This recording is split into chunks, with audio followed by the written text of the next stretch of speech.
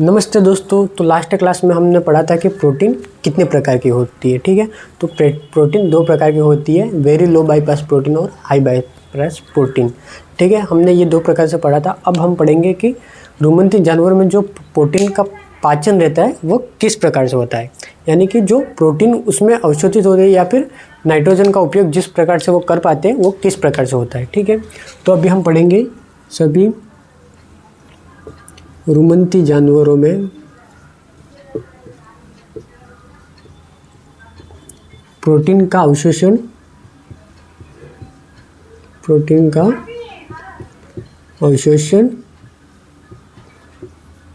या फिर नाइट्रोजन का पाचन। ठीक है, नाइट्रोजन का पाचन। ठीक है, यह अपनी आज की हेडिंग रहेगी, यानी कि सभी रुमंती जानवर जो है उसमें प्रोटीन का पाचन एवं अवशोषण किस प्रकार से होता है। ठीक है, यानी कि यूँ मान लीजिए कि जो प्रोटीन है, यानी कि हमारे पास जितना भी टोटल प्रोटीन है उसमें से हम मतलब ये जो क्रूड प्रोटीन है, अब ये 100% प्रोटीन है, इसमें से हम मानेंगे कि 85% हिस्सा, इसका 85% हिस्सा लेंगे हम ट्रू प्रोटीन। ठीक है, टोटल प्रोटीन में से 85% हम हिस्सा लेंगे ट्रू प्रोटीन का, और इसमें से 15% हिस्सा लेंगे हम NPN। 15% जो हिस्सा लेंगे वो लेंगे हम NPN का। ठीक है, अब NPN भी मेनली हम क्या ले रहे तो यूरिया। ठीक है, मेनली लेंगे यूरिया। अब यूँ मान लीजिए कि ये जो NPN यानी कि जो यूरिया है वो 100% रुमन में अमोनिया में टूट जाती है। ठीक है, ये तो टूट जाएगी 100%, और ये टूटेगी 60%। ठीक है, यानी कि यूँ मान लीजिए कि ये रुमन है, ये मान लिया हमने कि ये रुमन है। ठीक है, यानी कि टोटल हम जो जितनी भी प्रोटीन लेंगे उसमें से 85% प्रोटीन हम लेंगे ट्रू प्रोटीन के रूप में, और 15% जो प्रोटीन लेंगे वो लेंगे NPN के रूप में, यानी कि यूरिया लेंगे। यूरिया का 100% भाग रुमन में अमोनिया में टूट जाएगा। ठीक है, और जो ट्रू प्रोटीन रहेगा उसमें से 60% भाग उसमें अमोनिया में टूटेगा, बाकी का जो 40% भाग रहेगा वो रुमन को बाईपास कर जाएगा, यानी कि ये 40% हिस्सा। अब 40% हिस्सा ऐसा तो नहीं है कि ये रुमन से अलग ही चला जाएगा, ये जाएगा सिर्फ रुमन में ही होकर, पर ये सिर्फ ये समझने के लिए मैं बता रहा हूँ कि ये रुमन को बाईपास करेगा, बाकी ये जाएगा रुमन से होकर ही, पर उसका रुमन में किण्वन और पाचन नहीं होगा। ठीक है, अब मान लो कि अमोनिया, अब जो ट्रू प्रोटीन है उसका 60% भाग अमोनिया में बदला, जो यूरिया है उसका 100% भाग अमोनिया में बदल गया। अब रुमन के लिए जो अमोनिया है वो मतलब विषाक्त पदार्थ है, एक प्रकार की एक विषैली है। ठीक है, तो इसको भी अब हमें आगे कन्वर्ट करना पड़ेगा। तो जो अमोनिया रहती है उसका 90% हिस्सा, मतलब 90% हिस्सा जीवाणु अपनी प्रोटीन बना लेते हैं, यानी कि जीवाणु अपनी प्रोटीन बना लेते हैं, अपनी प्रोटीन बनाते हैं। ठीक है, यानी कि जो अमोनिया जो बन रहा है वो अपने जानवर के रुमन के लिए एकदम विषैला पदार्थ है। तो क्या रहता है कि रुमन में जो जीवाणु उपस्थित होते हैं तो वो जीवाणु 90% हिस्सा जीवाणु के प्रोटीन बनाने में यूज़ कर लेते हैं। फिर यहाँ से जो 90% जो अमोनिया तो जीवाणु के प्रोटीन में चलेगी, बाकी जो 10% अमोनिया बची, बाकी 10% जो अमोनिया बची वो आ जाएगी लीवर में। ठीक है, अब ये बना लेते हैं अपन लीवर, ये बन गया लीवर, यानी कि जो अमोनिया है, अमोनिया जो कुछ भी रुमन में बच गया था वो फिर लीवर में आ जाता है। लीवर में आकर इसको यूरिया में बदल दिया जाता है। ठीक है, अब लीवर में आएगा तो इसको यूरिया साइकिल जो चलती है, लीवर में चलेगी यूरिया साइकिल। ठीक है, यूरिया चक्र चलेगा तो यूरिया चक्र में अमोनिया को कम विषाक्त पदार्थ यानी कि यूरिया में बदल दिया जाता है। अब यूँ मान लीजिए कि टोटल जितना भी अपने प्रोटीन है उस प्रोटीन का 85% भाग हम ट्रू प्रोटीन का खिलाएंगे और 15% भाग NPN यानी कि नॉन प्रोटीन नाइट्रोजन या फिर यूरिया खिलाएंगे। ट्रू प्रोटीन में भी 60% भाग अमोनिया में बदलेगा और यूरिया का 100% भाग अमोनिया में बदल जाएगा। ट्रू प्रोटीन का जो 40% हिस्सा है वो रुमन को बाईपास कर जाएगा और जो अमोनिया रुमन में जो बन रही है वो एक विषाक्त पदार्थ रहता है जिसको फिर जीवाणु रहते हैं वो 90% भाग उनकी प्रोटीन बनाने में यूज़ कर लेते हैं। बाकी की जो 10% अमोनिया बच गई वो चली जाएगी लीवर में। ठीक है, अब लीवर में चली गई वो भी मतलब लीवर में चली गई तो अमोनिया वैसे भी विषैला रहता है ज़्यादा, तो उसमें लीवर में जो यूरिया साइकिल चलती है उससे अमोनिया को यूरिया में बदल दिया जाएगा। ठीक है, अब सबसे ज़्यादा अगर जो अपन देखें विषैला पदार्थ तो रहता है अमोनिया, अमोनिया के बाद रहता है यूरिया, यूरिया के बाद रहता है यूरिक अम्ल, यानी कि यूरिक अम्ल सबसे कम विषैला रहता है। अमोनिया रहेगा ज़्यादा विषैला रहेगा तो ये अपने से कम विषाक्त पदार्थों में यानी कि यूरिया में इसको बदल देगा। ठीक है, यानी कि लीवर में चलेगी यूरिया साइकिल जो कि अमोनिया से यूरिया में बदल देगा। ठीक है, अब यहाँ पर देखेंगे कि ये जो जीवाणुओं ने जो प्रोटीन बनाई थी उनके लिए उसका आगे क्या होता है, तो ये जो प्रोटीन रहेगी उसको बैक्टीरियोफेज,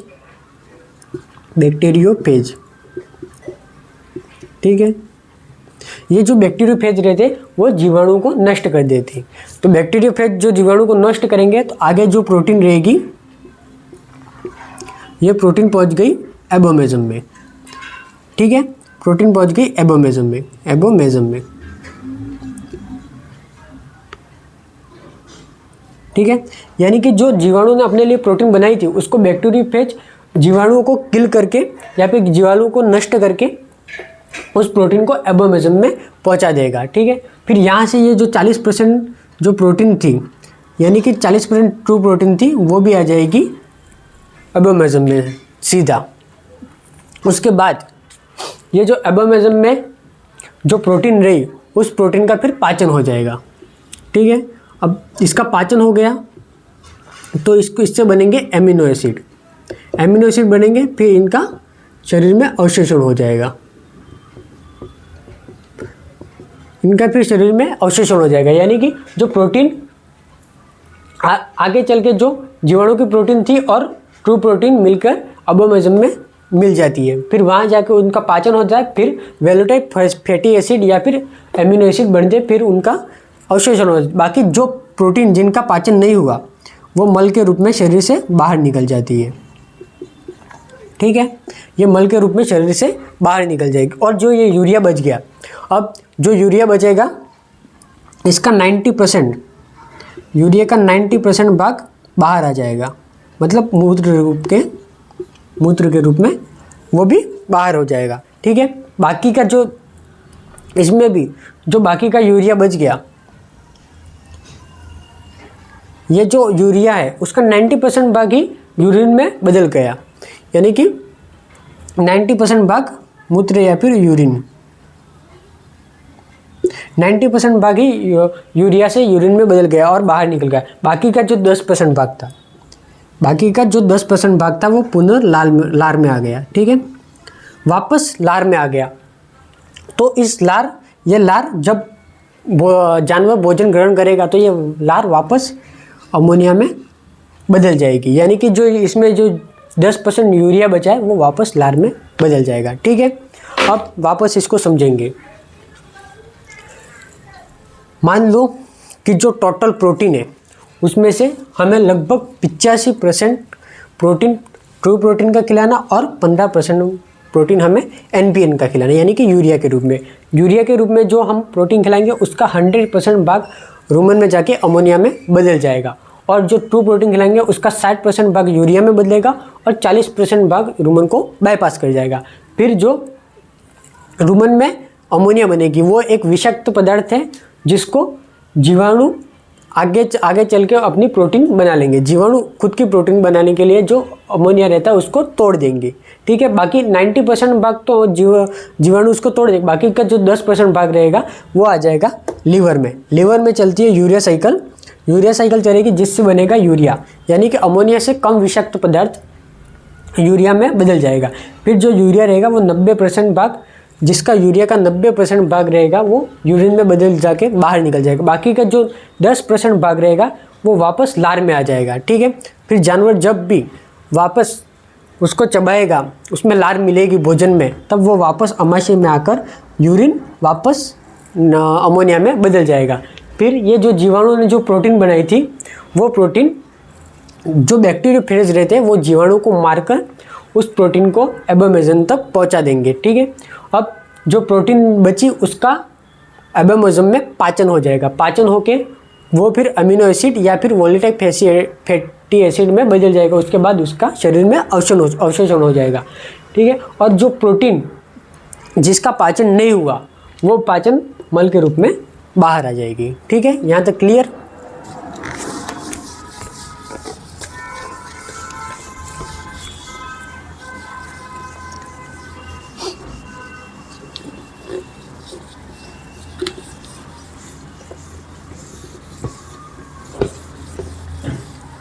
अब जो अभी हमने यहाँ पर जो पूरा बनाया था उसको ही हम लिखेंगे, ठीक है।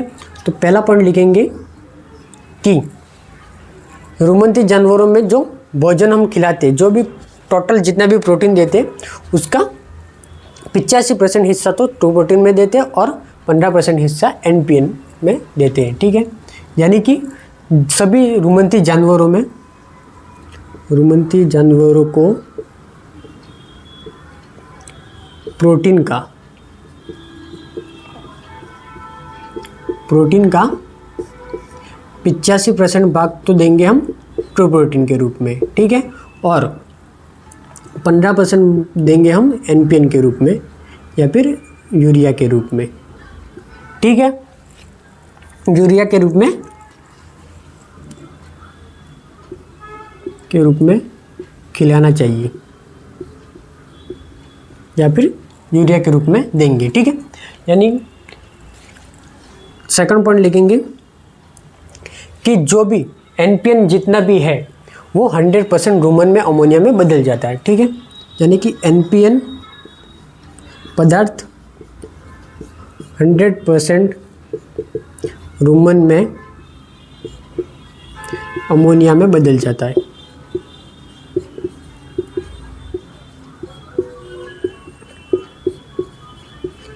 ठीक है। यहाँ तक हो गया।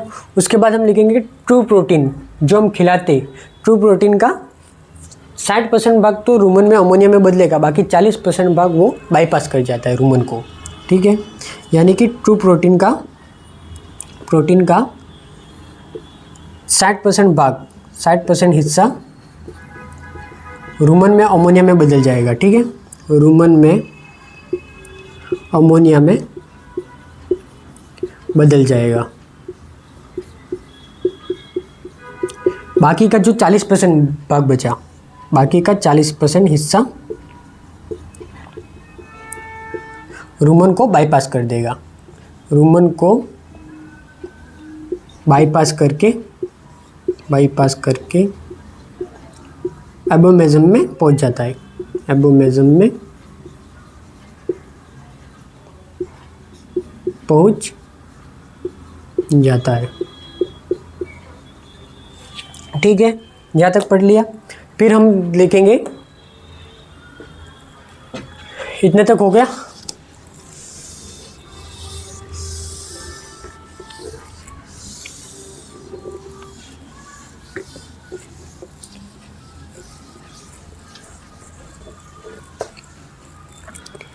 फिर चौथा पॉइंट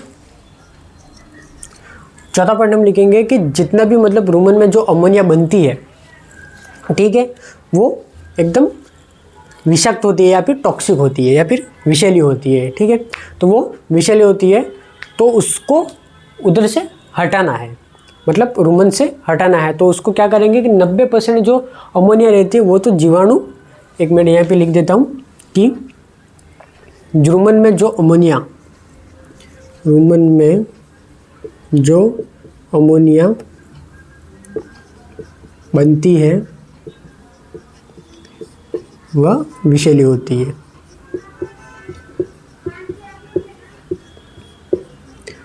तो उसको वहाँ से हटाने के लिए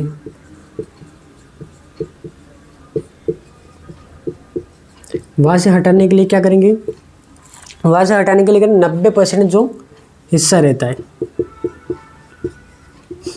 वो जीवाणु अपनी प्रोटीन बनाने में यूज़ कर लेते हैं। जीवाणु खुद की प्रोटीन बनाने के लिए यूज़ कर लेते हैं, खुद की प्रोटीन बनाने में यूज़ कर लेते हैं। ठीक है, बाकी की जो 10% अमोनिया बच गई, उस अमोनिया को क्या करेंगे कि लीवर में बेच दिया जाता है। ठीक है, बाकी की 10% अमोनिया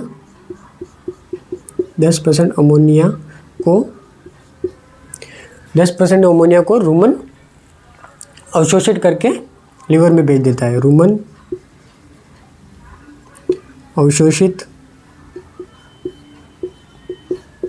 करके लीवर में भेज देता है। ठीक है, यहाँ तक पढ़ लिया। यानी कि रुमन में जो नाइट्रोजन अमोनिया बनेगी वो विषैली रहती है, तो वहाँ से हटाने के लिए 90% तो जीवाणु अपनी खुद की प्रोटीन बना लेते हैं और 10% हिस्सा लीवर में भेज दिया जाता है। ठीक है, अब लीवर में क्या होता है कि लीवर में यूरिया साइकिल चलेगी। लीवर में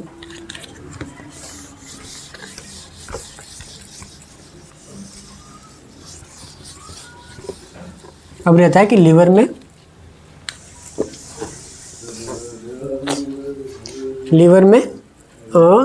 यूरिया साइकिल चलेगी। ठीक है, तो ये अमोनिया को उससे कम विषाक्त पदार्थ यानी कि यूरिया में बदल देता है। ठीक है, 5वां पॉइंट, लीवर में यूरिया साइकिल चलेगी। यूरिया साइकिल अमोनिया को उससे कम विषाक्त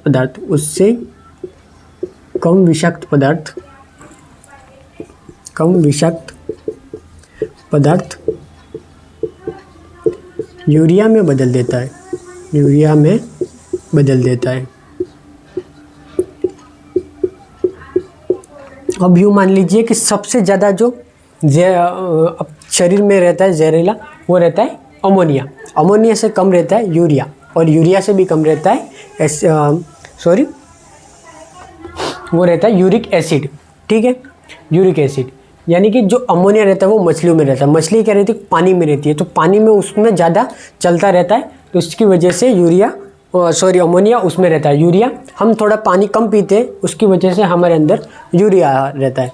और जो पक्षी रहते हैं, पक्षी में पानी की मात्रा बहुत कम रहती है, यानी कि पानी बहुत कम पीते हैं, उसमें यूरिक एसिड रहता है। ठीक है, यानी कि जिसके शरीर में पानी की मात्रा जितनी ज़्यादा रहेगी उसमें उतने विषाक्त पदार्थ रहेंगे। यानी कि यूँ मान लो कि हमें ज़्यादा से ज़्यादा मात्रा में मैनली करके पानी पीना चाहिए, क्योंकि अगर मान लो यूरिया हमारे शरीर में जैसा बन रहा है वैसा बन नहीं रहा है और हम पानी कम पिएंगे तो हमारे लीवर डैमेज हो जाएगा। ठीक है, लीवर और किडनी हमारे डैमेज हो जाएगी। ठीक है, बाकी हम आगे पढ़ेंगे कि जो हमारा लीवर रहता है, लीवर में जो बनने वाली यूरिया रहेगी उसका 90% भाग तो वो किडनी में यूरिन में बदल जाएगा। ठीक है, बाकी 10% जो बची अमोनिया वो जाएगी लार में। तो लीवर में बनने वाले जो यूरिया है, लीवर में बनने वाला यूरिया,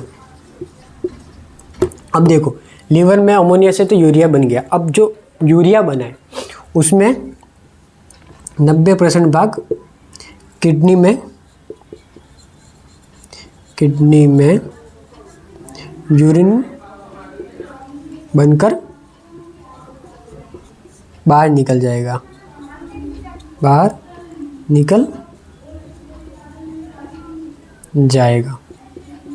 ठीक है। और बाकी का जो 10% यूरिया बच गया, 10% यूरिया, वो पुनः लार में जाकर पुनः अवशोषित होकर लार में चला जाएगा। यानी कि हमने जो भी समझा डायग्राम में वही हम ये भी लिखवा रहे, ठीक है।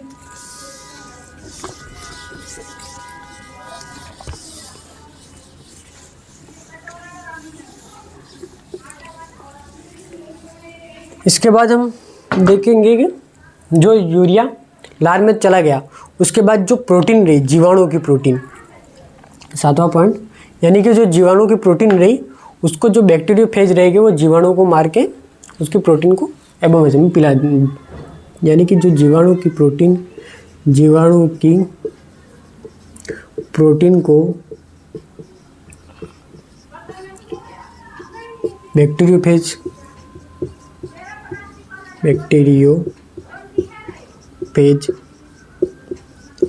जीवाणु को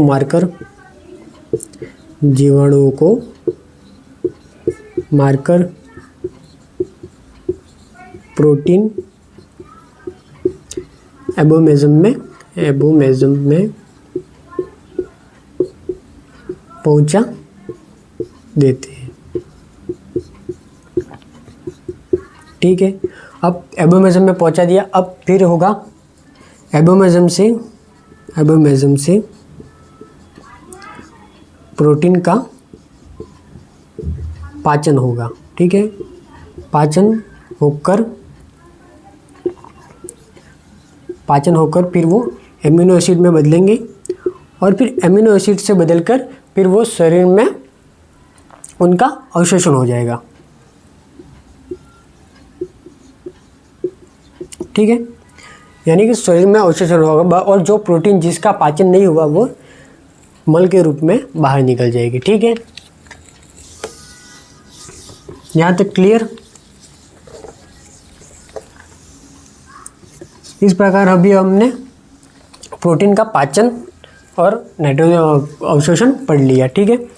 यानी कि जो प्रोटीन रहेगी जिसमें टोटल हम जो प्रोटीन खिलाएंगे उसमें से जो प्रोटीन अमोनिया में बदलेगी, जो शरीर में पाचन होगा जिसका, और जो यूरिया में निकल जाएगी और जो प्रोटीन वापस आएगी, वो हमने अभी डिटेल में टोटल पढ़ लिया, ठीक है। अब हमारे आगे जो टॉपिक रहेगा वो रहेगा ऊर्जा से रिलेटेड, यानी कि हम ऊर्जा का वितरण किस प्रकार करते हैं, ठीक है। यानी कि ऊर्जा का वितरण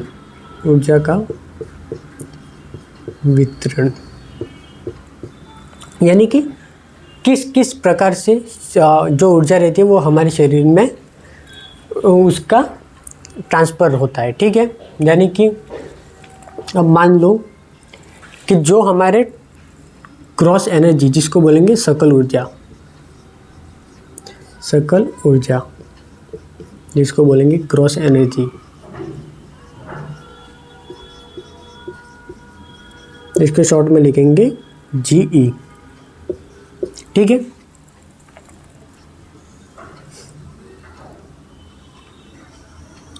ग्रॉस एनर्जी यानी कि जितनी भी टोटल ऊर्जा है उसको बोलेंगे ग्रॉस एनर्जी। टोटल जो ऊर्जा रहेगी वो रहेगी ग्रॉस एनर्जी जिसको बोलेंगे GE।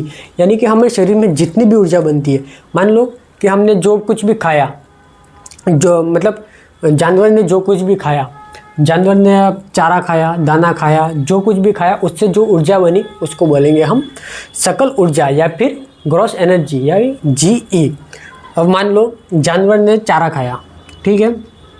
अब चारा खाया या फिर दाना खाया, कुछ भी खाया, उससे 100% उसको एनर्जी मिली जिसको बोलेंगे ग्रॉस एनर्जी, यानी टोटल जो ऊर्जा रहेगी उसको बोलेंगे ग्रॉस एनर्जी।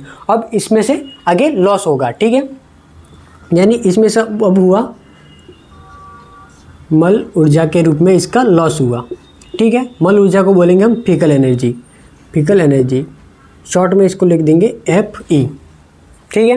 यानी अब जानवर ने खाया तो उसको फीकल एनर्जी के रूप में इसका लॉस हुआ 50%, 50% इसका सीधा सीधा लॉस हो गया फीकल एनर्जी के रूप में। फिर इसके बाद जो इसमें ऊर्जा बची उसको बोलेंगे पचित ऊर्जा, पचित ऊर्जा, इसको बोलेंगे डाइजेस्टिबल एनर्जी, डाइजेस्टिबल एनर्जी, यानी कि DE, ठीक है। यानी कि जो कुछ जानवर में खाया उसमें से उसने मल त्याग किया, मल त्याग किया तो उसमें से उसकी 50% एनर्जी उसकी वही लॉस हो गई, यानी कि जो 100% थी उसमें से 50% निकल गई तो बची 50। ये जो है वो सिर्फ आपको समझाने के लिए लिख रहा हूँ, ये रियल में इतनी नहीं होती। ये अगर यहाँ पर 500 रहेगी तो 50% लॉस हो गया तो बची 250, अगर 300 रहेगी तो 50% लॉस हो गया तो बचेगी 150, ठीक है। इसी प्रकार से रहेगा।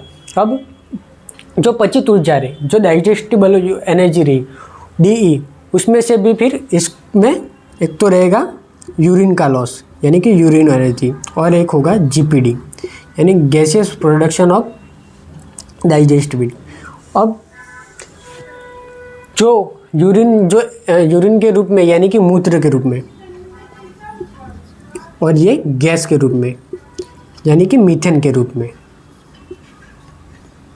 यूरिन के रूप में जो एनर्जी का लॉस होगा वो होगा 5%, मीथेन के रूप में जो एनर्जी का लॉस होगा वो होगा 7%, ठीक है। यानी कि जो पचित ऊर्जा है उसमें से भी यूरिन के रूप में 5% का लॉस हो गया, और जो गैस यानी कि मीथेन के रूप में जो लॉस हुआ वो होगा 7%। अब ये देख लीजिए कि ये जो 7% लॉस होगा गैस का, ये सिर्फ रुमंथी जानवरों में होगा। नॉन रुमिनेंट जिसके अंदर रुमन नहीं पाया जाए उसमें ये लॉस नहीं होगा। रुमंथी जानवर यानी कि गाय, भैंस, घोड़ा, ऊँट आभासी रुमंथी है, उसमें भी रुमन पाया जाता है, इसलिए उसमें भी ये लॉस होगा। बाकी जो जिसमें रुमन नहीं पाया जाए, यानी घोड़ा, गधा, खच्चर, खरगोश, कुत्ता जो रहते हैं उसमें ये लॉस नहीं होगा। इसके बाद अपन इसमें जो बच गई उसके बाद अपन आएगी उपापचयी ऊर्जा, उपापचयी ऊर्जा, ठीक है। इसको बोलेंगे मेटाबॉलिक एनर्जी, मेटाबॉलिक एनर्जी बोलेंगे ME,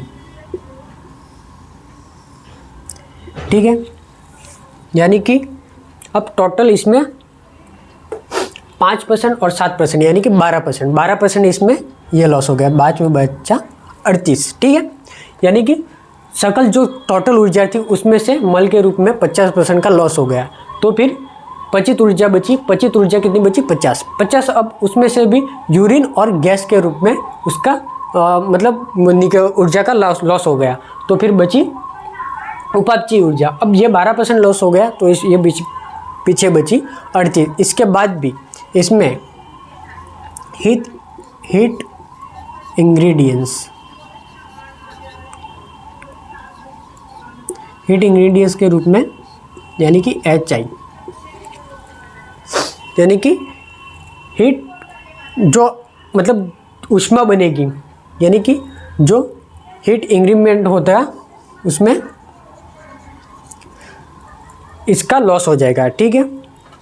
यानी कि यूँ मान लो जो सकल ऊर्जा है यानी कि टोटल जो ऊर्जा है उसमें से मल का लॉस हो गया 50%, यानी फीकल एनर्जी। मल का जो लॉस हो गया वो हो गया 50%। उसके बाद बची पचित ऊर्जा। पचित ऊर्जा यानी कि डाइजेस्टिबल एनर्जी। डाइजेस्टिबल एनर्जी में से भी 5% तो मूत्र के रूप में यानी कि यूरिन के रूप में उसका लॉस हो गया। उसके बाद 7% हुआ GPD यानी कि गैस के रूप में या फिर मीथेन के रूप में। मीथेन के रूप में उसका हुआ 7% लॉस। ये जो जीपीडी के रूप में जो 7% का लॉस होगा वो सिर्फ रुमंथी जानवरों में भी, रुमंथी जानवरों में ही होगा, नॉन रुमंथी जानवरों में ये लॉस नहीं होगा, ठीक है। और उपज्य जो ऊर्जा रहेगी उसमें से भी फिर हीट के रूप में यानी कि ऊष्मा के रूप में उसमें जो ऊर्जा का लॉस होगा, ठीक है। इसके बाद अपन देखेंगे कि टोटल जितनी भी ऊर्जा है,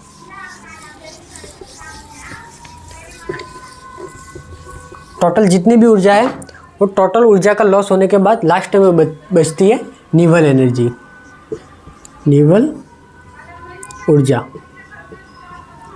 यानी कि नेट एनर्जी।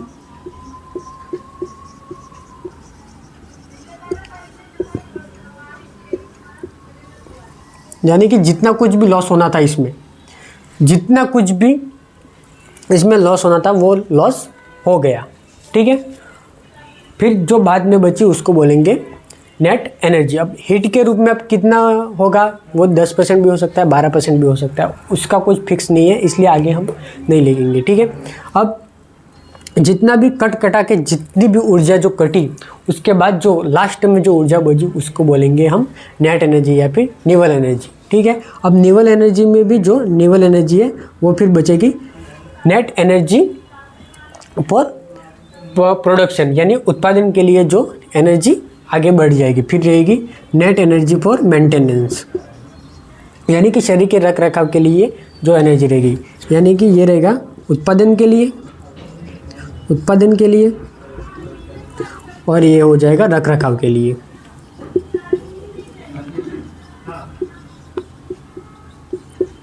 यानी कि हमने जो शरीर को, जो जानवर को जो कुछ भी खिलाया था उससे सकल ऊर्जा यानी ग्रॉस एनर्जी बनी। ग्रॉस एनर्जी में से में भी 50% उसमें फीकल के रूप में यानी कि मल की ऊर्जा के रूप में लॉस हो गया। उसके बाद बची पचित ऊर्जा यानी कि डाइजेस्टिबल एनर्जी। डाइजेस्टिबल एनर्जी में से भी फिर यूरिन और गैस के रूप में यानी कि मीथेन के रूप में उसका लॉस हो गया। उसके बाद बची उपपची ऊर्जा यानी कि मेटाबॉलिक एनर्जी। मेटाबॉलिक एनर्जी में से भी हीट इंक्रेडिबल मतलब हीट के रूप में भी ऊष्मा ऊर्जा निकल गई।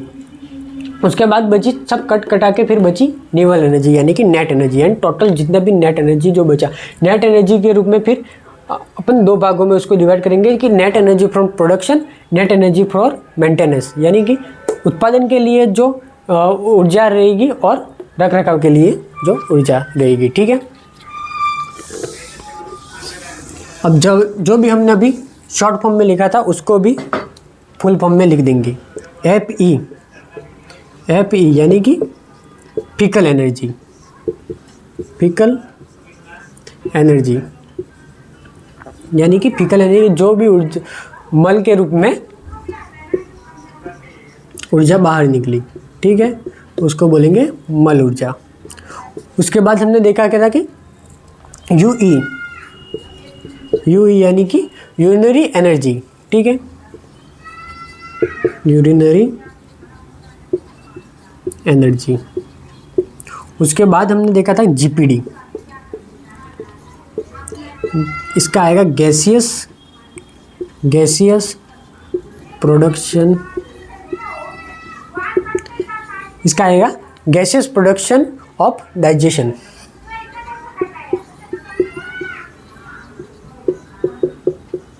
ठीक है, इसके बाद हमने पढ़ा था कि HI।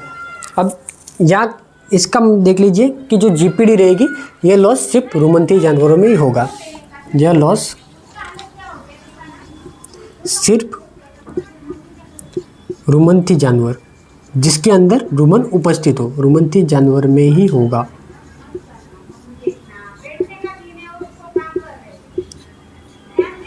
ठीक है, उसके बाद हमने देखा था कि HI इसका बोलेंगे हीट इंक्रीमेंट। ठीक है, यानी कि जो भी अब फीकल एनर्जी जिसमें 50% का लॉस होगा, यूरिन एनर्जी जिसमें 5% का लॉस होगा, यहाँ पे लिख देते हैं, इसमें होगा 50% का लॉस, इसमें होगा 5% का लॉस, इसमें होगा 7% का लॉस, और हीट इंक्रीमेंट में तो कितना भी लॉस हो सकता है। ठीक है, ये हमने लिख दिया।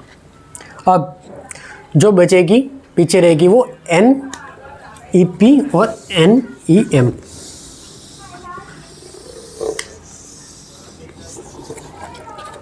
अब जो बच गई उसमें लिखेंगे एक तो NEP यानी कि नेट एनर्जी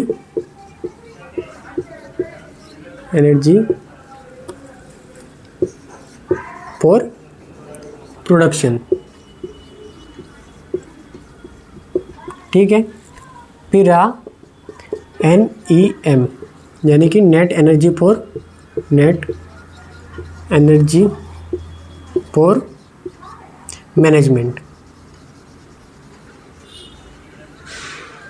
ठीक है। यानी कि NEP यानी कि नेट एनर्जी फॉर प्रोडक्शन यानी शरीर में उत्पादन के लिए, और नेट एनर्जी फॉर मैनेजमेंट यानी कि शरीर का रख रखाव करने के लिए, ठीक है।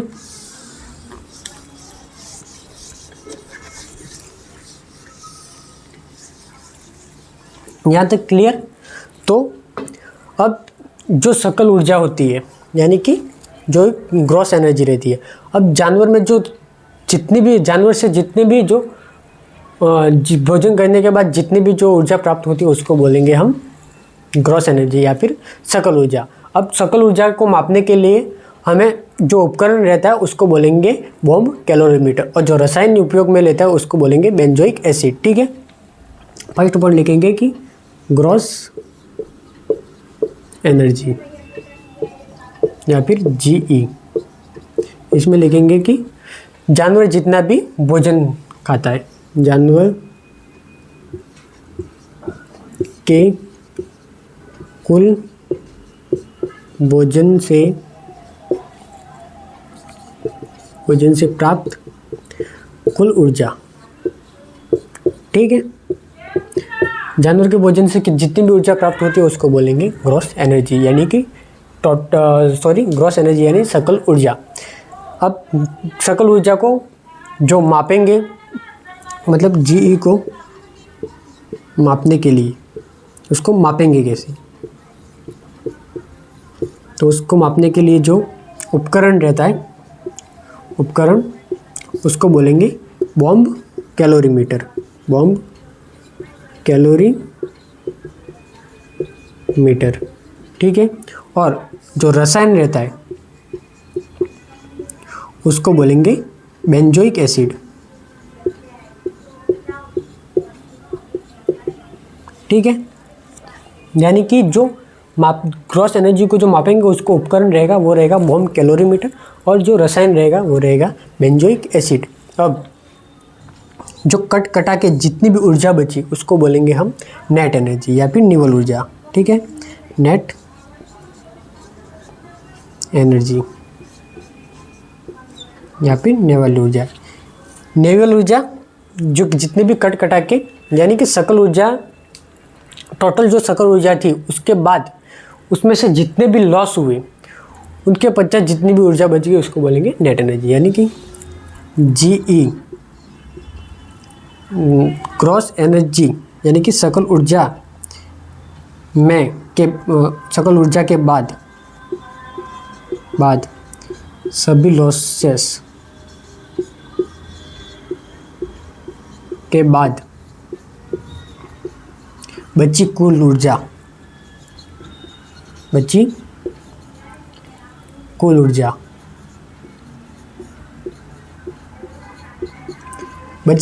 को बोलेंगे हम नेट एनर्जी या फिर नेवल ऊर्जा, ठीक है। तो यहाँ तक हम पढ़ लेंगे, बाकी कल हम पढ़ेंगे कि इसके रिलेटेड कुछ इक्वेशन है उसको हम पढ़ेंगे, वो पढ़ेंगे कल, ठीक है। Thank you.